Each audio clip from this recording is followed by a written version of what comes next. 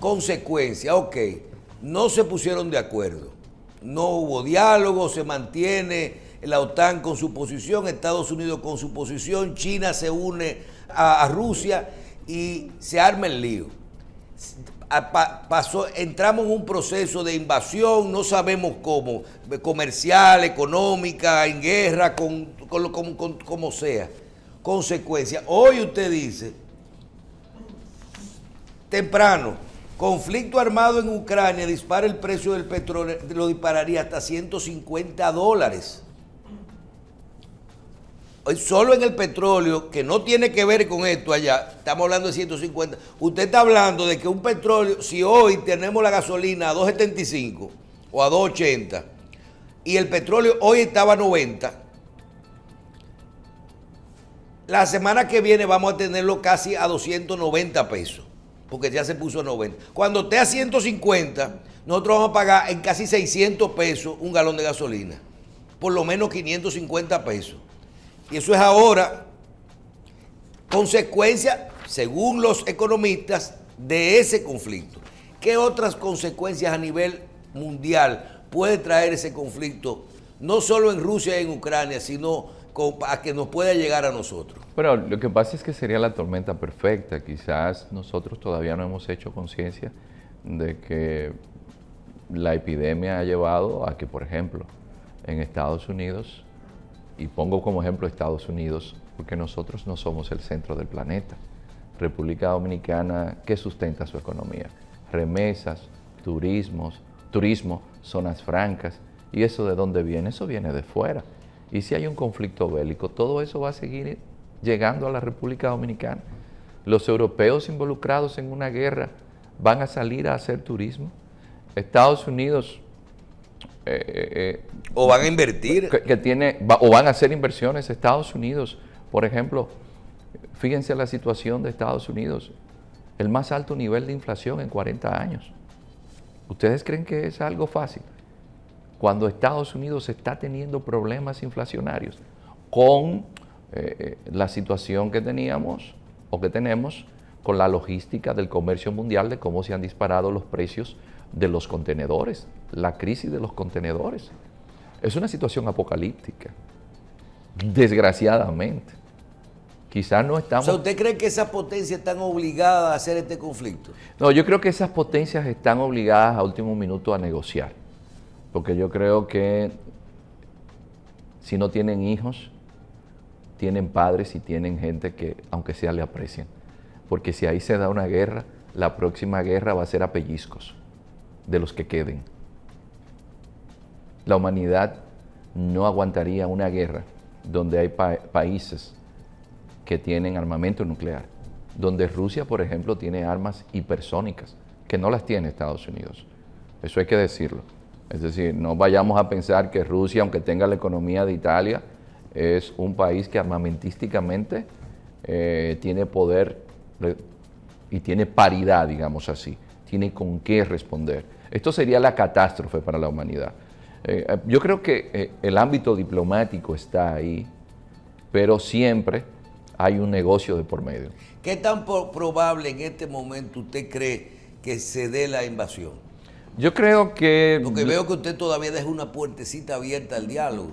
No, es que yo no puedo imaginarme a Estados Unidos, que el presidente Carter recientemente decía en su iglesia allá en Georgia, de que Estados Unidos se ha dejado desplazar por China porque se ha dedicado a hacer guerras. Y como decía, y siempre lo repito, Napoleón Bonaparte, ninguna guerra se gana sin dinero. Sin dinero y más dinero.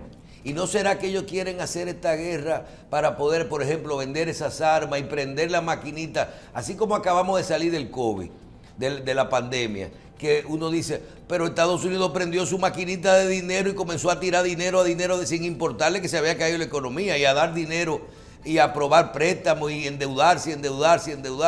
Esa no puede ser la próxima pandemia, la próxima meta obligatoria que ellos estén obligados a llegar ahí para resolver su problema. Veamos el tema desde la perspectiva geoeconómica. A quien le está yendo bien son a las farmacéuticas.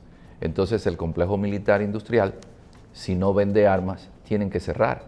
Entonces, el simple hecho de que se diga que va a haber una guerra va a hacer que se vendan armas. Entonces, mi análisis va en esa dirección. El complejo militar industrial. Aunque no se dé la guerra. No se dé la guerra, pero se van a tener que armar porque se ha creado una situación que la gente dice, no, yo tengo que prepararme por si viene alguna invasión. Entonces, ya Ucrania, por ejemplo, está recibiendo armas. Lo último que sucedió en Ucrania, porque es un país de los más corruptos del planeta, está manejado por una oligarquía financiera, es que el ejército de Ucrania, con más de 150,000 soldados, cuando se dio la invasión de Crimea, apenas 6,000 estaban aptos para ir a combate.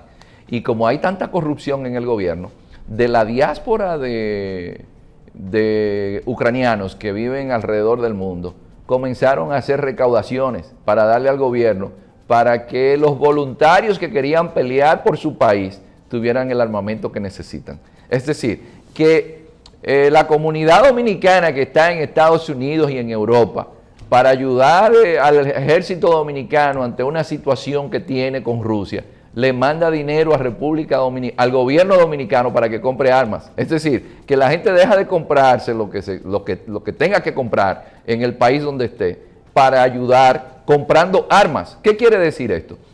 Que el negocio de las armas, que es el principal negocio del planeta, y esas empresas que venden armas, van a vender, aunque no se haga la guerra. El hecho de que se haya preparado un escenario como el que se ha preparado es para vender más armas. ¿Y usted cree entonces que vamos a dar el otro paso, se da la guerra, se da la invasión? ¿Cómo sería esa guerra? ¿Sería solo económica o entonces sería nuclear o sería, porque yo estoy viendo 100,000 hombres y unos barcos ahí, y usted está hablando de vender armas, y las armas hay que vender municiones, hay que vender ametralladoras, o sea, cuerpo a cuerpo. ¿En qué tipo de guerra estamos hablando ya a nivel práctico? No, pues estamos hablando, las guerras siempre, y aquí en el Porque caso... si Estados Unidos le pone un botón y terminó el problema. Pero no es tan sencillo, y las guerras se hacen con sanciones económicas, que ya se han venido haciendo, las guerras se hacen con ciberataques, que de eso no nos enteramos, porque casi todo se maneja por el espectro cibernético. Las guerras se hacen mandando misiles. Por ejemplo, un simple misil antitanque cuesta $175,000 para un solo tanque. Si la gente no se imagina... O sea, cada tiro. Cada misil, sí. De los que se ponen aquí portable, eso cuesta $175,000. Entonces estamos hablando de un gran negocio. Pero uno ve que tiran 100 de esos en un día. Bueno, todo eso es mucho dinero, es el complejo militar industrial. Entonces la guerra va a ser de distintas formas. Es decir, usted va a tener una guerra híbrida. Pero, ¿qué sucede con las guerras? Y esto es un elemento. Aparte de la gran cantidad de muertos, y supongamos que no se utilice armamento nuclear, porque si se utiliza una sola bomba nuclear, nos embromamos todos en el planeta. Eso hay que saberlo. Esa radiación que van a llevar los vientos alrededor del planeta y los efectos que va a tener. Recuerden, vivimos en una civilización global. Usted va a tener entonces el otro elemento fatal de las guerras. Los refugiados. Se caen todas las economías del mundo el mismo día. Hay problemas serios con los refugiados, que esto es un elemento que a veces... ¿Dónde se van a ir esos refugiados? Y usted dice, no, pero que Ucrania queda ahí al lado de Europa, pero todos esos países que están alrededor de Ucrania van a recibir ucranianos. Fue lo que pasó en Siria. En Siria llegó una guerra y más de 8 millones de sirios salieron de Siria. A Turquía solamente le llegaron 3 millones. Europa y Estados Unidos tienen la posibilidad de combatir a Rusia. La tienen. Sin la alianza con China. La tienen. Bueno, yo creo que hay una realidad. El país más poderoso armamentísticamente hablando es Estados Unidos. El presupuesto en armas de Estados Unidos en defensa no se compara con el resto del planeta. No invierte lo que invierte solamente Estados Unidos. Ahora, son las consecuencias. Son las consecuencias. Rusia tiene cómo defenderse. Y sería lo que decía anteriormente. Yo no concibo una guerra en Rusia. Y si llega una guerra en Rusia, y usted no es religioso, busque algún sentido en el más allá, porque no creo que va a haber más acá. Oigan bien, ¿eh? No, que es la realidad. No se puede concebir que un país como Rusia entre en guerra con la OTAN, porque cuando se habla de OTAN, estamos hablando de Estados Unidos y los principales países del mundo occidental. Esto es un exterminio lo que va a existir. Y si esos son los países más desarrollados del mundo, ¿qué le va a pasar a los países en vías de desarrollo? En una economía interdependiente. Eso es una locura. Por eso el Papa Francisco volvía a hablar sobre la guerra en esta semana. Yo siempre le presto mucha atención al Vaticano porque digo que tiene de los mejores servicios de inteligencia del planeta y es el estado más antiguo del mundo. Y llamaba la atención. Porque la gente no sabe, y en los que estudiamos un poco las relaciones internacionales y la geopolítica, estamos conscientes de que hay sectores empresariales del complejo militar industrial, del complejo financiero que están involucrados con las drogas, que no les importa que se mueran millones de personas. Lo que pasa es que uno ve, por ejemplo, no, eso es en Siria, que murieron miles de personas. No, eso es en África, pero es para darle negocio a esa gente.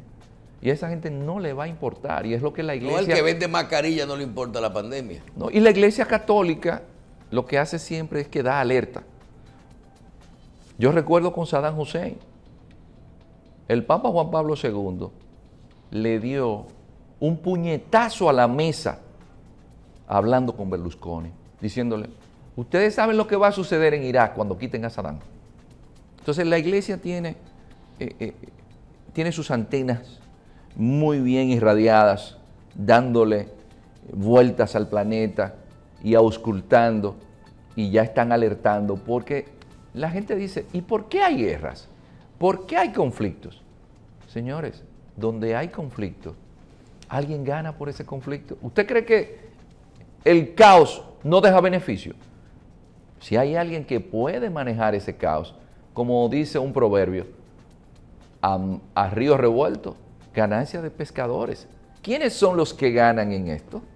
Son los que venden armas, son los que están en el complejo farmacéutico, porque uno nunca hace la relación de que el primer negocio del planeta es el negocio de las armas, el segundo es el de las drogas y el tercero es de las medicinas. Pero cada vez que hay una guerra hay que comprar medicina. Ese es un negocio que se engrasa solo. Entonces, por eso las guerras siempre hay que verlas en esa perspectiva geoeconómica. Y a mí me da temor cuando veo que estamos jugando como si esto fuese un simple juego de ajedrez. Esos paisitos son peones, muévelo. ¿Cuántos murieron? No, esos son daños colaterales. ¿Qué posibilidad usted ve de que, aunque esto avance un poquito y la tensión se mantenga unos días, vamos a decir, de que estos países de ambos lados se recapaciten y se busquen acuerdos, consenso, como para dejar todo como estaba? O algo así, sigue con tu ducto, vamos a posponer esto de la OTAN, o vamos a darte la mitad de Ucrania para que entre la OTAN y la otra no. Yo no estoy hablando en voz alta. ¿Qué posibilidad usted ve de buscar un acuerdo con eso? Inclusive de que países como bloques de países, como Centroamérica, Sudamérica, el Vaticano, que no son parte de la OTAN, puedan decir, señores, todo lo que ustedes hagan nos puede dar problema a nosotros, no estamos en un momento de dañar nuestro futuro ahora. Sí, lo que pasa es que el Vaticano tiene la influencia política, los países de América Latina no tienen incidencia. Pero tenemos gente que podemos abrir la boca y decir que nosotros estamos en la mano de ellos. Nosotros no importamos mucho. No importamos mucho. No, el mundo no funciona así. El mundo funciona en que los 5 miembros del Consejo de Seguridad y ahora India, que desplazó a Francia en su incidencia en el PIB mundial, son los que deciden a dónde va a ir el planeta. Por un lado Irán, por otro lado está Indonesia, que tiene gran incidencia. Los otros estamos de adorno. Entonces, lo que sí este entramado puede hacer es arreglar. Y yo veo el arreglo de la siguiente forma. Mira, Putin, está bien. Nosotros no vamos a ampliar la OTAN hasta Ucrania. No hay inconveniente. Ahora, queremos que tú no te anexes a Donetsk y a Lugansk. Nosotros buscaremos la forma de arreglar con Ucrania para que le den cierto estado de autonomía. Podría ser tipo como lo que ustedes tienen allá mismo en Rusia, que son los oblast, o como hace España, que tiene comunidades autónomas, y vamos a dejar el problema hasta aquí. Ya yo estoy ganando porque todos los países de la Unión Europea aumentaron su presupuesto en defensa. Eso es lo que va a decir Estados Unidos, porque la OTAN en sí, aunque tenga sedes en Bruselas, recuerdo cuando era joven que tuve la oportunidad de ir a la OTAN, y uno ha estudiado muchos de estos temas, y me permito decirlo porque la OTAN, aunque haya un europeo, quien la determina es Estados Unidos. Y Estados Unidos ve concretizado los que han sido sus anhelos de lograr que los europeos dediquen más recursos al presupuesto de defensa. Y esto en Ucrania puede llevar a que ese deseo de Estados Unidos se cumpla. Y Rusia, que simplemente no quiere que le amplíen la OTAN hasta Ucrania, entonces se va a quedar tranquilo. Yo creo que esa sería la salida. Lo veo ahí. Yo no veo otra opción. Ucrania como un territorio neutral, eso es lo que yo entiendo que va a suceder. Yo creo que China tiene cómo incidir en esta situación. Ni Rusia ni OTAN. Rusia, que no me amplíen la OTAN. Y Estados Unidos, que es el que dirige la OTAN, logra que los miembros de la OTAN aumenten su presupuesto en armas. Y esto va a significar un mayor negocio para aquello que en su momento se identificó en el Congreso de los Estados Unidos, que es el complejo militar industrial. Entonces, el profesor Juan Bosch, por ejemplo, hizo un gran trabajo que se llamaba El Pentagonismo Sustituto del Imperialismo, donde demostraba cómo el complejo militar industrial incide en los políticos en Estados Unidos. Entonces, no es el político que tiene el poder real. El poder real lo tiene ese lobby del complejo militar industrial, que llevó a guerras, por ejemplo, como las de Irak, con mentiras, o que metió a Estados Unidos en Afganistán para salir de forma tan aparatosa como lo hizo recientemente. Por ejemplo, la gente desconoce que el principal crítico de esa situación fue un congresista llamado William Fulbright. Si ustedes se leen el libro de Juan Bosch, se sustenta en un informe que hace el congresista William Fulbright en el Congreso de Estados Unidos. Si ustedes escuchan el último discurso del presidente Dwight Eisenhower, Eisenhower dice que la amenaza para la democracia de los Estados Unidos, él como militar, advertía que iba a ser el complejo militar industrial y que esa gente iba a cooptar a la élite política, y la amenaza para los Estados Unidos era inminente. ¿Qué hemos visto entonces? Lo que decía el presidente Carter. Estados Unidos, en vez de dedicarse a invertir en infraestructura, que es lo que está tratando de hacer Biden ahora, lo que hizo fue que se fue a guerras en Vietnam, se fue a guerras en Afganistán. Pero fíjense algo, no ganó la guerra en Vietnam, no ganó la guerra en Afganistán, no ganó la guerra que estaban llevando en el espacio cuando estaba la administración Reagan, que le dejaba a Estados Unidos un déficit de un 5% del Producto Interno Bruto. Es decir, que siempre Estados Unidos entra en una guerra, pero ¿quién gana en esa guerra? El complejo militar industrial. Lamentablemente. Lo advirtió el presidente Dwight Eisenhower, William Fulbright, e invito a los dominicanos que dejen de lado el sesgo político. Y ese libro de Juan Bosch, que es un libro de fama internacional, El Pentagonismo Sustituto del Imperialismo, lo lean para que puedan entender no solamente el problema de Ucrania, sino problemas que suceden en África, que suceden en América Latina y que suceden en todo el mundo.